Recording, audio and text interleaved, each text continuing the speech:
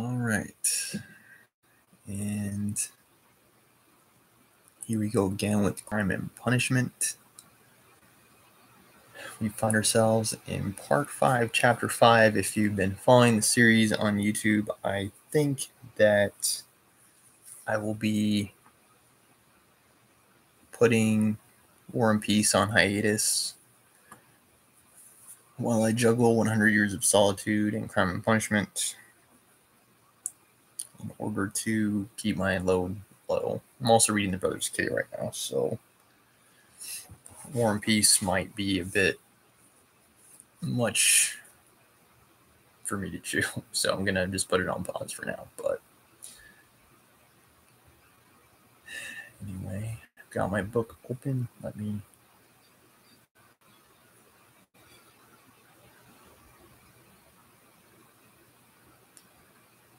get it set up here. Alrighty. It looks like I'm live now. Okay, so let's dive right in. Got my picture correct. Okay, picture and book.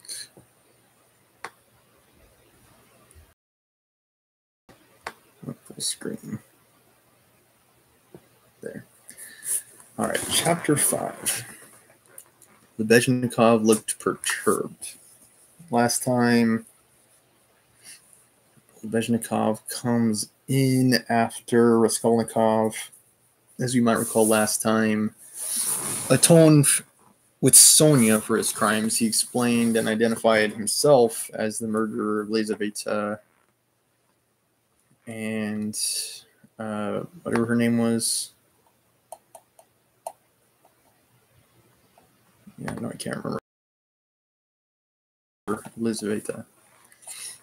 And predictably forgives him and encourages him to come clean. And he's like, no, I'm not going to do it. And then Lebezhnikov comes in.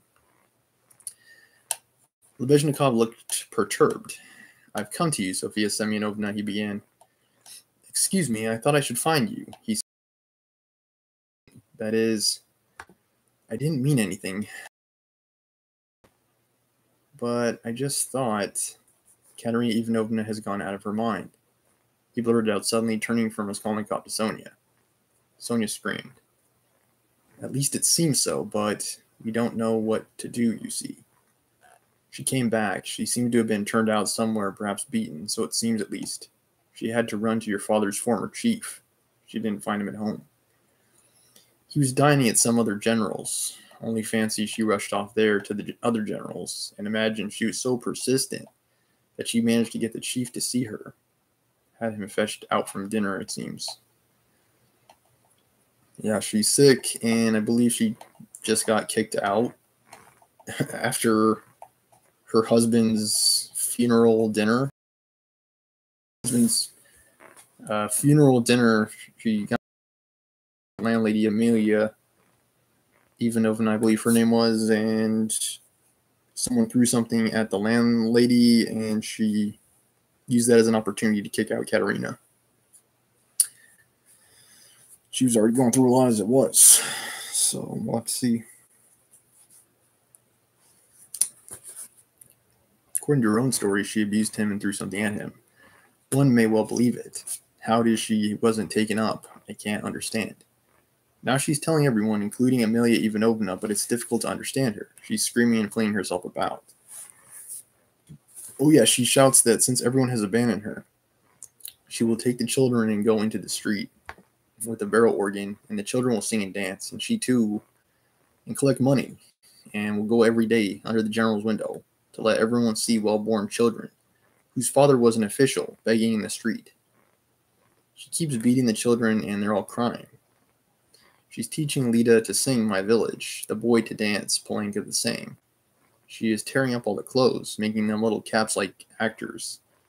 She means to carry a tin basin and make it tinkle.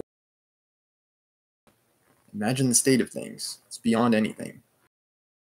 Bezhnikov would have gone on, but Sonia, who had heard him almost breathless, snatched up her cloak and hat and ran out of the room, putting on her things as she went. Raskolnikov followed her, and Lebezhnikov came after him. "She's certainly gone mad," he said to Raskolnikov, as they went out into the street. "I didn't want to frighten Sofia Semyonovna, so I said it seemed like it. But there isn't a doubt of it. They say that in consumption, the tubercles sometimes occur in the brain. It's a pity I know nothing of medicine." I did try to persuade her, but she wouldn't listen. "Did you talk to her about the tubercles?" "Not precisely the tubercles. Besides, she wouldn't have understood. But what I say is that if you convince a person logically that he has nothing to cry about, he'll stop crying. That's clear. Is it your conviction that he won't?" "Life would be too easy if it were so," answered Raskolnikov. Excuse me, of course it would be rather difficult for Katerina Ivanovna to understand. But do you know that in Paris they have been conducting serious experiments as to the possibility of curing the insane? Since standing, lately dead, believed in the possibility of such. It was that there's nothing really wrong with the physical organism of the insane, and that insanity is, so to say, a logical mistake, an error of judgment, an incorrect view of things. And we know today that that's not the case, that people dealing with mental issues, depression, particularly schizophrenia and psychosis, actually just perceive the world differently. Like it has nothing to do with the person's decision-making or judgment. Telling a person with major depressive disorder to just cheer up is just completely ignorant and goes to show that there's no understanding of what the person sees and experiences. It's like they actually see the world differently and feel things differently. It's not a decision at all. I guess some people seem to erroneously think. He gradually showed the madman his error. Would you believe it? They say he was successful. But as he made use for douches too, how far success was due remains uncertain, so it seems at least. He ceased to listen. Reaching the house where he lived, he nodded to Lebezhnikov and went in at the gate. Lebezhnikov woke up with a start, looked about him, and hurried on. Raskolnikov went into his little room and stood there still in the middle of it. Why had he come back here? He looked at the yellow and tattered paper, the dust at his sofa. From the yard came a loud, continuous knocking. Someone seemed to be hammering. He went to the window, rose on tiptoe, and looked out into the yard for a long time with an air of absorbed attention. But the yard was empty. He could not see who was hammering. In the house on the left, he saw some open windows. On the windowsills were pots of linen was hung out of the windows. He knew it all by. He turned away and sat down on the sofa. Never had he felt himself so fearfully alone. Yes, he felt once more that he would, now that he made her more miserable. Why had he gone to her to beg for her tears? What need had he to poison her life? Hold the meanness of it. Because he simply did not care to confess to anyone else. Like that's basically that, and he has feelings for Sonia, as we know.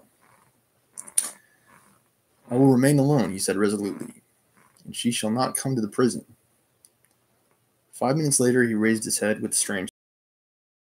That was a strange thought. Perhaps it really would be better in Siberia, he thought suddenly. He cannot have said how long he sat there with vague thoughts surging through his mind. All at once, the door opened and Dunya came in. At first, she stood still and looked at him from the doorway, just as he had done at Sonia. The same place as yesterday, on the chair facing him. At her.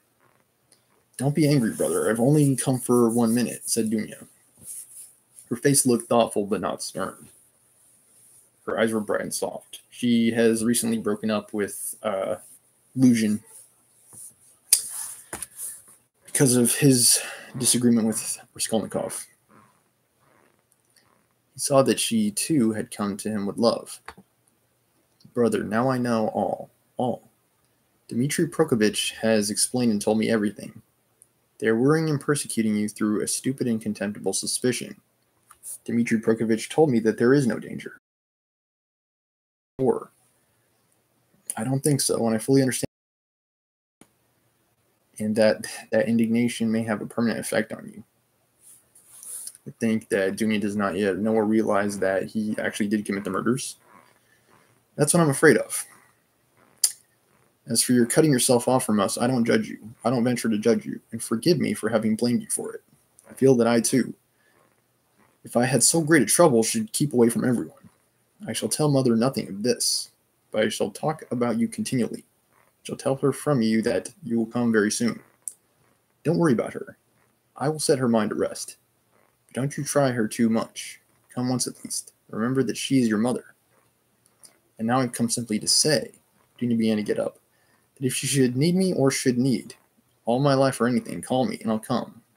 Goodbye. She turned abruptly and went towards the door. Dunya! Raskolnikov stopped her and went towards her. That Razmahin, Dmitri Prokofiev, is a very good fellow. Dunya flushed slightly. Well, she asked, waiting a moment. He's competent, hardworking, honest, and capable of real love. Goodbye, Dunya. Like he's trying to set up Razmahin. He knows Razmahin has feelings for Dunya.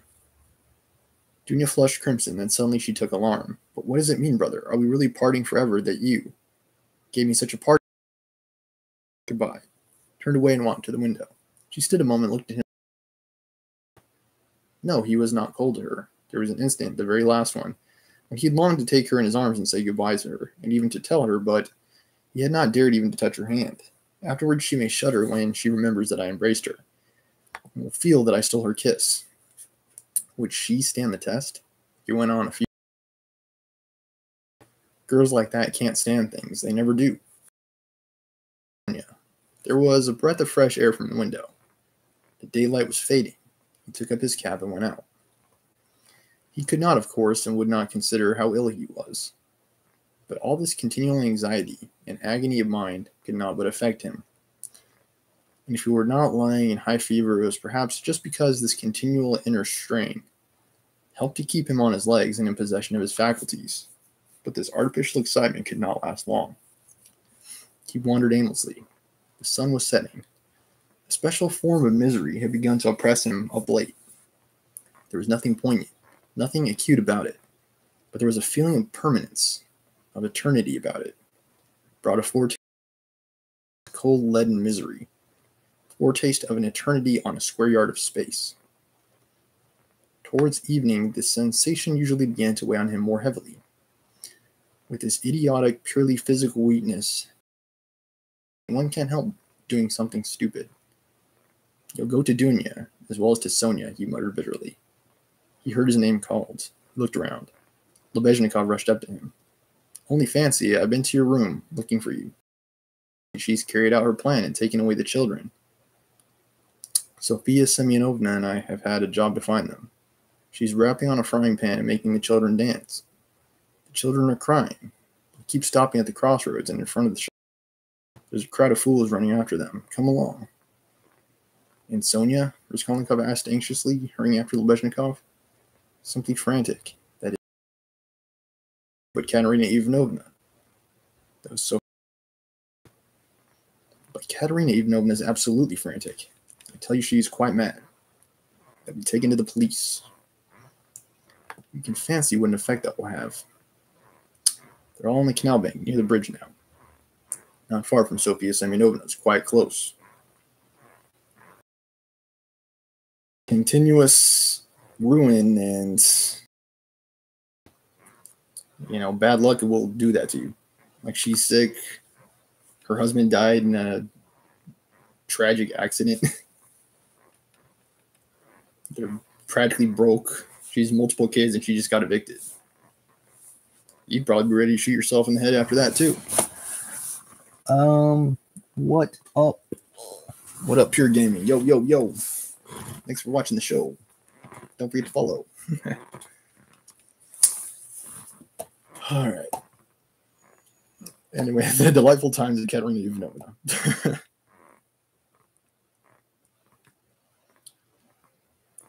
And Yeah, she married a hopeless drunk that literally drank away all their money, and then he got himself killed in a car accident. Back in those days, it was a carriage accident, but it's basically the same thing. Okay. All right, on the canal bank near the bridge and not 2 houses away from the one where Sonia lodged, there was a crowd of people, consisting principally of gutter children. The hoarse, broken voice of Katerina Ivanovna could be heard from the street crowd. Katerina Ivanovna in her shawl, wearing a torn straw hat, crushed in a hideous way on one side, was really frantic. She was exhausted and breathless. Her wasted, consumptive face looked more suffering than ever. And indeed, out of doors in the sunshine, a consumptive always looked worse than at home. But her excitement did not flag. Every moment her irritation grew more intense. She rushed at the children, shouted at them, coaxed them, told them before the crowd how to dance and what to sing. Began explaining to them why it was necessary. Driven to desperation, understanding beat them. Then she would make a rush at the crowd. If she noticed any decently dressed person stopping to look, she immediately appealed to him to see what these children, from a genteel, one may say, yeah, some people, either through elder abuse or children abuse, and I believe that's the case here. Like, she's trying to beat the devil of this life out of them, sadly. Thank you, Pierre. Thank you very much. Yeah, just beat the devil out of them. But they're like, they haven't done anything wrong. So it's like, they're just kids. Yeah, they're just kids born into a horrible situation.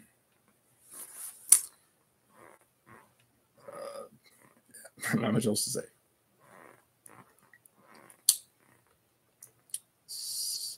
Let's see. If she heard a person stopping to look, she immediately appealed to him to see what these children, one may say, aristocratic house had been brought to. A series of unfortunate events, but in real life. I think this is actually a fictional book, but it may have been based on real events. I have no idea what it was like in St. Petersburg at that time, but this book, actually, I think it's Moscow. Yeah, I think it is Moscow. Rush at once at the scoffers and begin squabbling with them. Some people laughed, others shook their heads, but everyone felt curious at the sight of the mad woman with the frightened children. The frying pan of which Lebezhnikov had spoken, Raskolnikov did not see it. But instead of rapping, she began clapping her wasted hands, and she made Lida and Kolya dance and Polenka sing. She too joined the singing, but broke down at the second note with a fearful cough, which made her curse in despair and even shed tears. What made her most furious was the weeping and terror of Kolya and Lida. Some effort had been made to dress the children up as street singers are dressed. The boy had on a turban made of something red and white to look like a Turk. There had been no costume for Lida. She simply had a red knitted cap, rather a nightcap, that had belonged to Marmeladov, decorated with a broken piece of white ostrich feather, which had been Katerina Ivanovna's grandmother's, and had been preserved as a family possession. Like, I would say, kids, make sure you practice birth control, because kids will practically never solve your problems. They will pretty much only add to them. So if your life is in ruin and you have a bunch of kids, like it's only going to add to the stress and frustration as you try to provide for the kids. And if you don't have the ability to, it's going to suck for everyone involved. So, ergo birth control. 30 gaming. 30.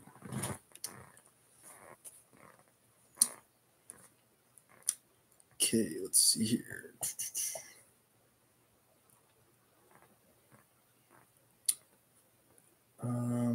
Possession. Polenka was in her everyday dress. She looked in timid perplexity at her mother, kept at her side, hiding her tears. She dimly realized her mother's condition and looked uneasily about her. Yeah, she's probably going to die soon. She's been sick for most of this novel, coughing up blood, and even before, like, her husband dying, she was not doing well. She was terribly frightened at the street and the crowd. Sonia followed Katerina Ivanovna, weeping and beseeching her to return home. Katerina Ivanovna was not to be persuaded. "Leave off, Sonia, leave off," she shouted, speaking fast, pounding and coughing. "You don't like a child. I told you before that. Let everyone, let all Petersburg," okay, yeah, it is Petersburg, "see the children begging in the streets, though their father was an honorable man who served all his life in truth and fidelity, and one may say died in the service." Yeah, not quite. Marmeladov was a drunk. He was an alcoholic. And it's amazing he didn't drink himself to death. In a way, he kind of did. And, yeah, his was not an honorable death. Like in modern times, it would be like dying in a drunk driving accident. Like, it's not an honorable way to die, simply put. But, yeah, whatever floats your boat. Katerina Ivanovna had by now invented this fantastic story and thoroughly believed it. "Let that wretch of a general see it. You're silly, Sonia. What have we to eat? Tell me that. We've worried you enough. I won't go on so." "Rodion Romanovich, is that you?" she cried, seeing Raskolnikov and rushing up to her. "It can be done. Even organ grinders earn their livings. That we are different. That we are an honorable and bereaved family reduced to beggary. And that general would lose his post, you see. We shall perform under his windows every day. And if the Tsar drives by, I'll fall on my knees, put the children before me, show them to him, and say, 'Defend us, Father. He's the father of the fatherless. He is merciful. He'll protect us, you see.' And that wretch of a general, Lita, ten vous droit. Kolya, you'll dance again. What are you whimpering? What are you afraid of, stupid? Goodness, what am I to do with them, Rodion Romanovich? Yeah, they're not like gifts you buy in a store. You cannot return them without committing serious crimes. You got to think twice on that one. I guess nowadays you can turn them into child protective services, I guess. Or, foster care. I guess. Worst case scenario. How stupid they are. What's one to do with such children? She almost cried herself, which did not stop her uninterrupted, rapid flow of talk, pointing to the crying children. Raskolnikov tried to persuade her to go home. To go back to, as of the events of last chapter. He worked on her vanity that it was unseemly fair for her to be wandering about the streets like an organ grinder. She was intending to become the principal of a boarding school. "Castle in the air," cried Katerina, her laugh ending in a cough. "No, Rodion Romanovich, that dream is over. All have forsaken us. And that General Romanovich, I threw an inkpot at him. Happened to be standing in the waiting room by the paper where you sign your name. I wrote my name, threw it at him, and ran away. Oh, the scoundrels, but enough of them. Now I'll provide for the children myself. I won't bow down to anybody. She's had to bear enough for us." She pointed to Sonia. Yeah, big sad on that one, big sad.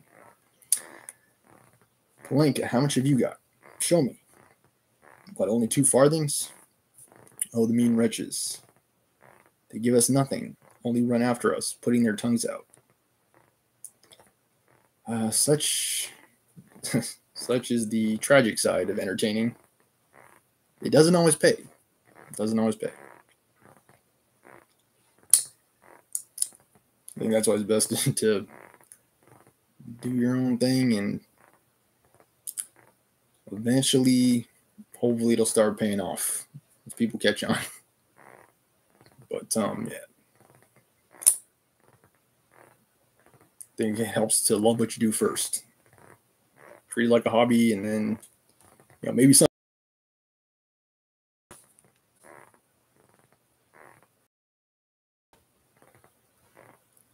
Okay. What is that blockhead laughing at? She pointed to the man in the crowd. You're so stupid. I said you would bother with him. Apple does not fall far from the tree, is the expression. So if you're going to call your kids dumb, you may want to think twice. Look in the mirror first. What do you want, Blanca? And her decision-making seems to support that theory. Tell me in French. Why, I've taught you, some. How are you to show that you're of good family? Well brought up children. Not at all like other organ grinders. You're not going to have but to sing a genteel song. You keep putting me out, but you see, we're standing here, Rojan Romanovich, to find something to sing and get money. Something Kolya can dance to, for as you can fancy, our performance is all impromptu. We must talk it over and rehearse it all thoroughly. And then we shall go to Nevsky, where there are more people of good society, and we shall be noticed at once. Yeah, money is a horrible reason to do anything, basically. Don't do anything for money, because it's never going to work out. Lita knows my village only. Nothing but my village, and everyone sings that. It's like the... What's it called? Like,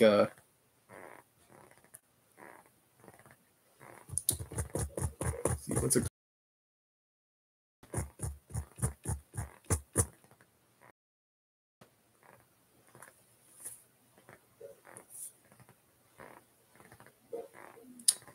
Let's see, Taylor Swift. What's Taylor Swift's like most popular song?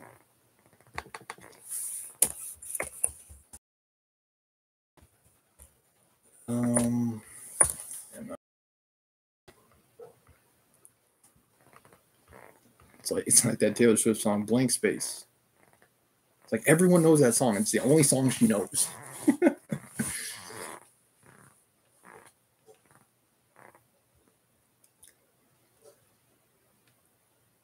You must sing something far more genteel. Well, have you thought of anything, Polenka?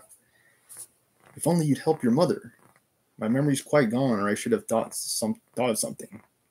You really can't sing a hussar. Let us sing in French. Sing Sus. I have taught it you. And as it is in French, people will see at once that you're children of good family. And that will be much more touching. You might sing Marlborough Saint-Vatengier, but that's quite a child song and is sung as a lullaby in all the aristocratic houses, like Twinkle, Twinkle, Little Star or something. Or the wheels on the bus go round and round. Yeah, I guess maybe those would be better comparisons. I know that in Leo Tolstoy's time that only the Russian royalty speak French. Like all of the commoners spoke Russian only. And I wonder if that was still the case in Fyodor's time. Like only the from nobility has, like it's a sign of aristocracy. It might have still been the case because sometimes the more things change, the more they stay the same. Like it might have still been that way 50 years later. Marlborough Saint-Vatengier, Nisette Quan Reviendra. She began singing. But no, better sing Cinquas. Her hips, make haste, and you, Lita, keep turning the other way. Sing and clap our hands. Sing soir, pour monter notre ménage. Set your dress straight, Polenka. Slip down on your shoulders, she observed, panting from coughing. Now it's particularly necessary to behave nicely and genteelly. That I said at the time that the bodice should be cut long and made of 2 widths. It was your fault, Sonia, with your advice to make it shorter. And now you see the child is quite deformed by it. Why, you're all crying again. What's the matter, stupids? Come, Kolya, begin. Make haste, make haste. What an unbearable child. You can always tell when someone's having a hard time when they're becoming more abusive. You're dumb and you're dumb.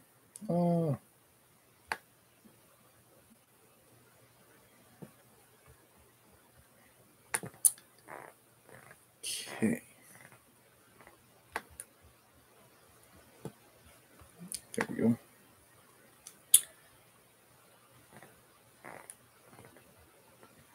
Yeah, and the sad part is the kids are trying as hard as they can, but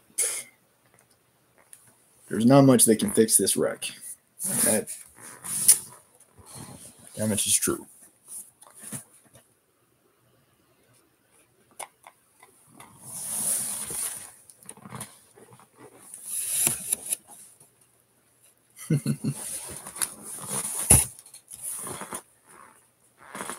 Okay.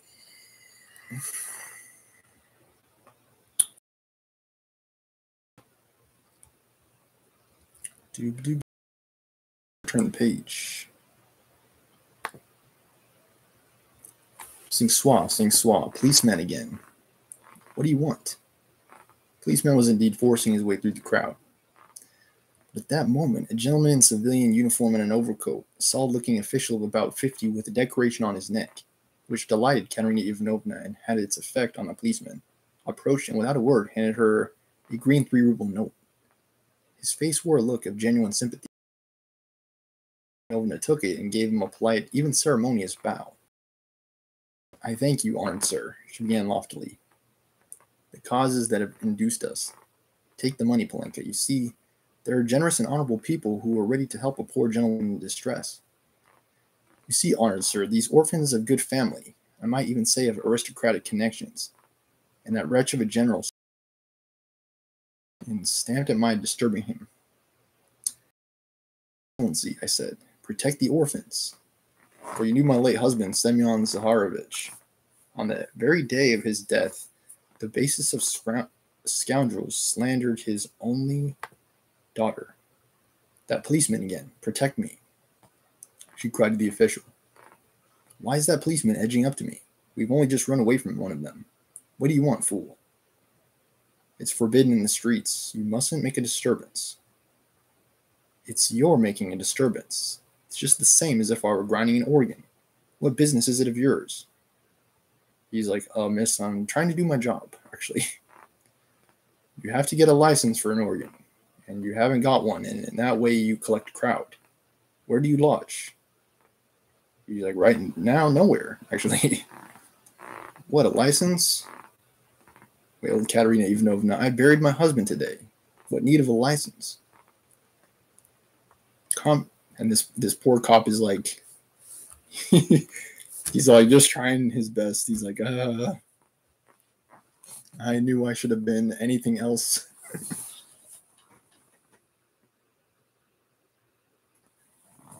All right, well, you get what you get if you're gaming. For the Grand Tour, you gotta get to know me better, okay? That's how it goes. Okie doke.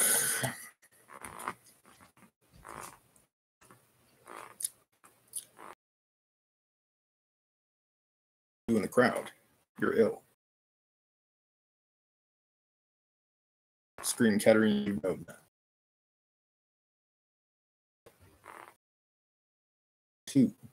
What's the matter with you all? Kolya, Lita, where are you going? She cried suddenly in alarm. Oh, silly children, Kolya, Lita. Where are they off to?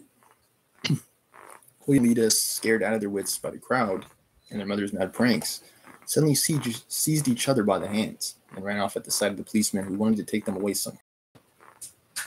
That might be what's best, actually. You might be able to offer them some social services or something that they could use to get off the actual street. Weeping and wailing, poor Katerina Ivanovna ran after them. An unseemly spectacle as she ran, weeping and panting for breath. Sonia and Polenka rushed after them. Bring them back. Bring them back, Sonia. Stupid, ungrateful children. Polenka, catch them. It's for your sake, sigh. She stumbled as she ran and fell down. Like, it's hard to say, like, should we be sympathetic toward Katerina Ivanovna? I don't know. I would say it's just sad to see. Sad to see, for sure.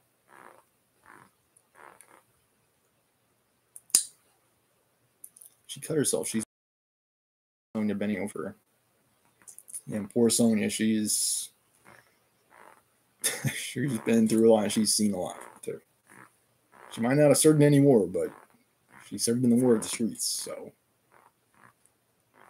she's been through quite a bit. All ran up and crowded around. Raskolnikov and Lebezhnikov were the first at her side. The official too hastened up, and behind him the policeman who muttered with a gesture of impatience, feeling that the job was going to be a troublesome one. Pass on, he said to the crowd. They pressed forward. Shouted. She's gone out of her mind, said another. Lord have mercy upon us, said a woman, crossing herself. Have they caught the little girl and the boy? They're being brought back. The other ones got them. Ah, the naughty imps. And what's really sad is that these kids are completely well behaved. Like, she's like beating them, screaming at them, insulting them, calling them all kinds of names, and they're basically just trying their best to dance and sing and entertain and crying the whole time. That's the sad part. That's probably the saddest part. Is how she's treating her kids in this situation. When they examined Katerina Ivanovna carefully, they saw that she had not cut herself against a stone, as Sonia thought, but that the blood that stained the pavement red was from her chest. And she's just been coughing up blood this entire time. Seen that before, muttered the official to Raskolnikov and Lebezhnikov. That's consumption. The blood flows and chokes the patient. I saw the same thing with a relative of my own not long ago. Nearly a pint. What's to be done, though? She's dying. This way, to my room, Sonia implored. I live here. See that house the second from here? Come to me. Make haste. She turned from one to the other. Send for the doctor. Oh, dear. Thanks to the officials' efforts, this plan was adopted, and the policeman even helping to carry Katerina Ivanovna. She was carried to Sonia's room almost unconscious and laid on the bed. The blood was still flowing, but she seemed to be coming to herself. Raskolnikov, Lebezhnikov, and the official accompanied Sonia into the room, or followed by the policeman, who first drove back the crowd, which followed to the very door. Polenka came in holding Kolya and Lida, who were trembling and weeping. Several persons came in, too, from the Kapernamov's room. The landlord, the lame one-eyed man of the strange appearance with whiskers and hair that stood up like a brush. His wife, a woman with an everlasting, scared expression, and several open-mouthed children with wonder-struck faces. Among these, Sverdlov suddenly made his appearance. I believe that's the lawyer, if I'm not mistaken. Yeah, he might be like, what? I'm from SoCal. San Bernardino. Okay.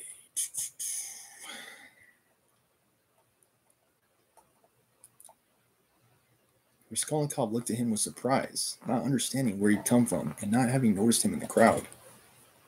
The doctor and priest were spoken of. I think this is a typo. I think it's supposed to be were. Yeah, because war does not, like I wore yesterday, like the word war doesn't actually make sense in this context. Yeah, it must be word W-E-R-E, but it's spelled war for some reason. Must be a typo. I think it should be words spoken of. The official whispered to Raskolnikov that he thought it was too late now for the doctor, but he ordered him to be sent for. Kapernimov ran himself. Meanwhile, Katerina Ivanovna had regained her breath. The bleeding ceased for a time. She had intent and penetrating eyes at Sonia, who stood pale and trembling, wiping the sweat from her brow with a handkerchief. At last she asked to be raised. They sat her up on the bed, supporting her on both sides. "Where are the children?" she said in a faint voice. "You've brought them, Polenka? Oh, the sillies. Why did you run away?" Ugh. Once more her parched lips were covered with blood. She moved her eyes, looking. "So that's how you live, Sonia. Never once have I been in your room." She looked at her with a face of suffering. "We have been your ruin, Sonia. Polenka, Lida, Kolya, come here." "Here they are, Sonia. Take them all. I hand them over to you. I've had enough. The ball's over." Like she may not have a choice. Like she's actually dying. Like you're actually dying. You may not have much choice.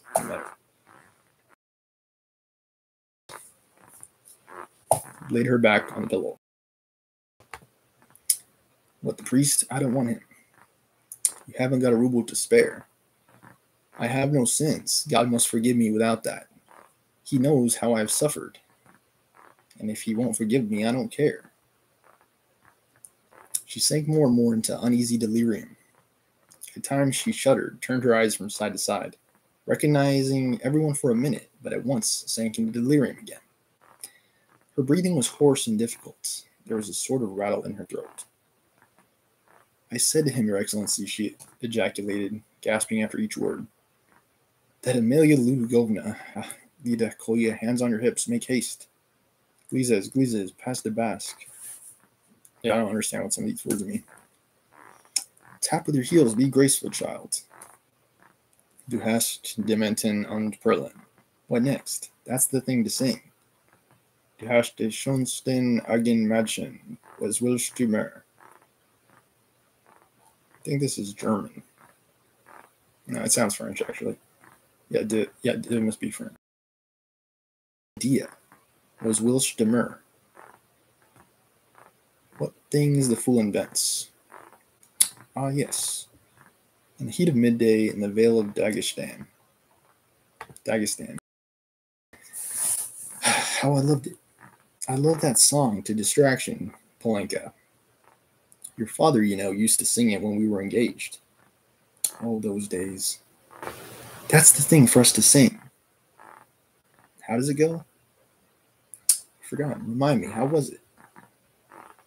She was violently excited and tried to sit up. At last, in a horribly hoarse, broken voice, she began, shrieking and gasping at every word with a look of growing terror. In the heat of midday, in the Vale of Dagestan. Your Excellency, she wailed, scream and a flood of tears. Protect the orphans. You've been their father's guest, one may say aristocratic. She started, regaining consciousness, and gazed at all with a sort of terror, but at once recognized Sonia. Sonia, she articulated softly and caressingly, as though surprised to find her there. "Sonia, darling, are you here too?" As a matter of fact, Prime, you can check out my TikTok 2 Stormer Show. Now, I've been streaming for a while. Yeah, Stormer Show. There should be a video on there you may want to look at that you may be interested in seeing that I posted recently. Okay.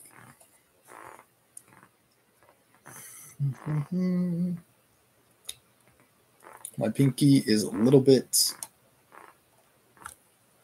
crunched because for a year I wore Chucks.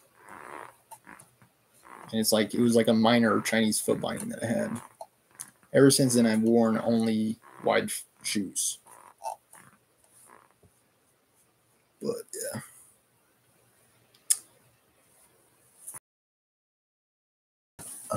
Yeah, I've been streaming for a while. This year is when I started. I think it was like February, March, maybe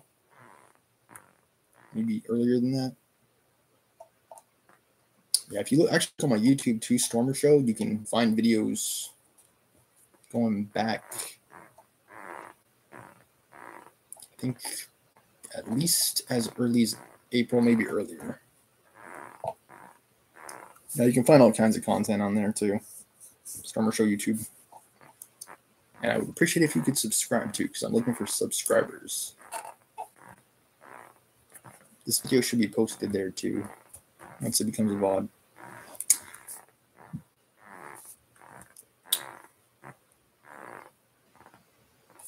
Sonia, she articulated softly and caressingly, as though surprised to find her there. Sonia, darling, are you here too? They lifted her up again. Enough. It's over. Farewell, poor thing. I'm done for. I'm broken, she cried with vindictive despair, and her head fell heavily back on the pillow.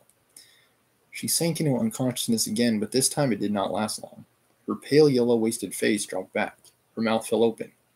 Her leg moved convulsively. She gave a deep, deep sigh and died.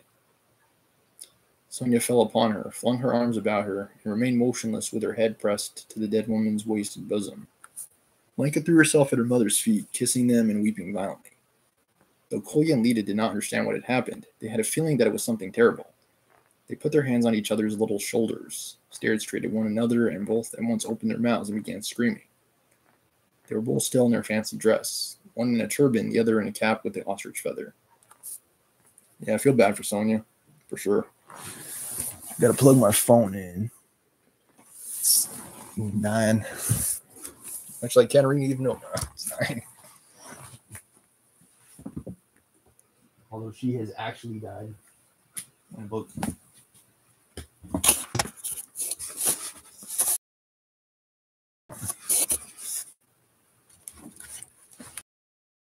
Suffering has been completed.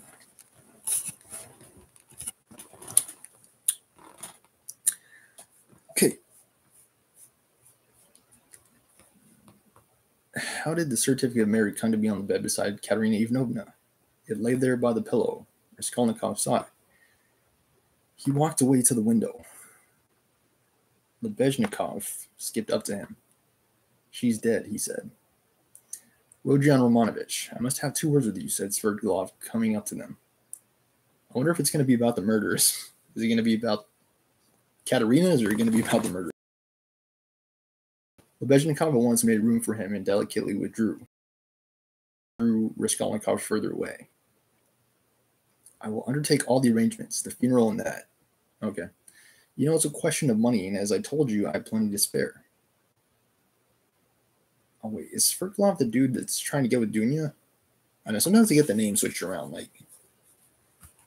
Sverdlov's either the lawyer or the one who's trying to get with Dunya. I can't remember. I think he's the one who's trying to get with Dunya. I need to be right back. I gotta use the bathroom. Thank you for watching.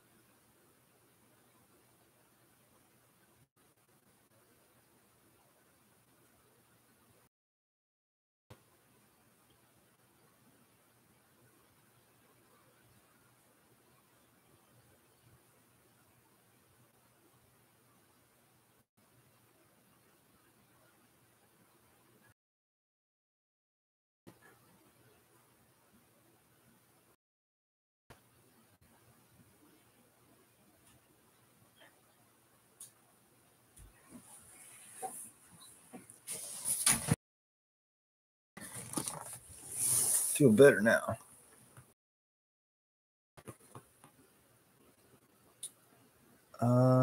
Thank you, Pierre. You can encourage everyone else to sub too. I appreciate that. But anyway, I'm size 10.5 men's. Okie dokie. I tend to wear 11s, though. All right.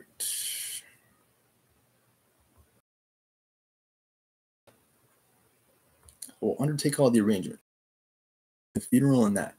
You know, it's a question of money, and as I told you, I have plenty to spare. I'll put those 2 little ones in Palenque into some good orphan asylum. I will settle 1,500 on coming of age, so that Sofia Semyonovna need not be about them. And I will pull her out of the mud, too, for she's a good girl, isn't she? So tell Avdotya Romanovna that is how I am spending her 10,000.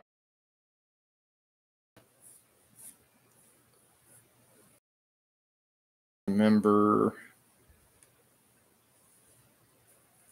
because I think he was giving the money to Dunya. Yes, it was part of like a, I don't know, I can't remember exactly, like it was like an IOU or something. Yeah, something like that. Hard to say why, but yeah, it looks like he's going to use that money to care for Katerina's family. So that's awesome. That's completely awesome. Like, that's probably one of the nicest things anyone in this book has done for anyone else. What is your motive for such? He only asked this question because he couldn't see himself doing anything like this. He's like, why are you nice? What the heck? You skeptical person, asks Sverdlov. Yeah, this must be the guy who's trying to get with Dunya. The old landlord. His wife died, so he's looking to re-up, as they say. He's trying to do it with Raskolnikov's sister. I told you that I have no need of that money. Won't you admit that it's simply done from humanity? She wasn't a louse, you know. He pointed to the corner where the dead woman lay. Was she like some old pawnbroker woman? Come, you'll agree. Is Luzhin to go on living and doing wicked things, or is she to die? Yeah, I'm pretty sure Luzhin's going to keep going on. If I didn't help them, Palenque would go the same way. He said this with an air of a sort of gay winking slyness, keeping his eyes fixed on Raskolnikov, who turned white and cold, hearing his own phrases spoken to Sonia. He quickly stepped back and looked wildly at Sverdlov. How do you know? He whispered, hardly able to breathe. Why, I lodge here at Madame Reslich's, the other side of the wall. Here is Kapernamov, and there lives Madame Reslich, an old and devoted friend of mine. Continues Sverdlov, shaking with laughter. I assure you, that you have interested me enormously. I told you we should become friends. I foretold it. Well, here we have. And you will see what an accommodating person I am. You'll see that you can get on with me. He has to reassure Raskolnikov because Raskolnikov is not the most social. And so you kind of have to be a type A personality to befriend him. Luzhin failed badly. And yeah, Razumhin's that kind of guy, so that's why it works.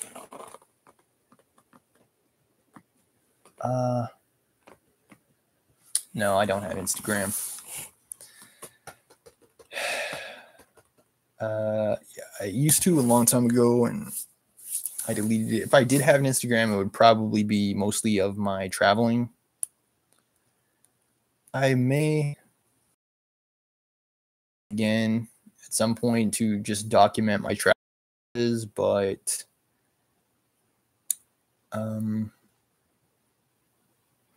yeah, not currently. No, I don't have one. Time ago because vanity. Okay. So that is going to do it for Chapter 5, Part 5 of War and Peace. I'll be back with Phoenix Wright and Fallout 76 today, and we should also have an extra today, too. So please make sure you're following if you don't want to miss those streams for more content. And of course, thank you for watching, and thank you. That does also help the show. If you can't, don't. Follow helps, the view helps, the chat helps, share helps, and yes, even just watching helps. So thank you so much. All right, signing off and with my gameplay streams and exercise stream for the day. So stay tuned.